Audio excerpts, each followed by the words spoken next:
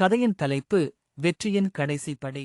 அருண் மற்றும் கவின் என்ற 2 கல்லூரி மாணவர்கள் ஒரு பெரிய ரோபாட்டிக்ஸ் போட்டியில் சேர மிகவும் உற்சாகமாக இருந்தார்கள்.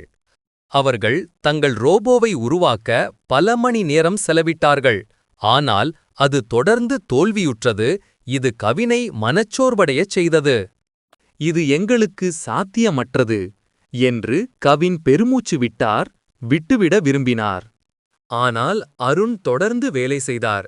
சிறிய தவறுகளை சரிசெய்து ஒவ்வொரு பிரச்சனையிலிருந்தும் கற்றுக்கொண்டார். அவர் தினமும் விடாமுயற்சியுடன் வேலை செய்தார். தோல்விகள் தன்னை நிறுத்த அனுமதிக்கவில்லை. போட்டியின் நாளில் அவர்களின் ரோபோ இறுதியாக உயிர் பெற்றது. அவர்களின் படைப்பு சரியாக நகர்வதை கவின் ஆச்சரியத்துடன் பார்த்தார். அவர்களின் அற்புதமான ரோபோ முதல் பரிசை வென்றது. அருண் கவினை பார்த்து புன்னகைத்து ஒரு முக்கியமான பாடத்தை பகிர்ந்து கொண்டார். வெற்றிக்கு பெரிய அதிர்ஷ்டம் தேவையில்லை கவின். இன்னும் ஒரு அடி எடுத்து வைக்கும் தைரியம் மட்டுமே தேவை. அந்த நாள் முதல் கவின் எப்போதும் அருணின் வார்த்தைகளை நினைவில் வைத்துக் கொண்டார். மேலும் கடின உழைப்பில் ஒருபோதும் கைவிடவில்லை.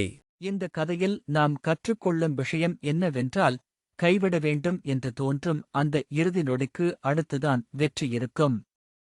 தொடர்ந்து முயற்சித்தால் வெற்றி நிச்சயம்.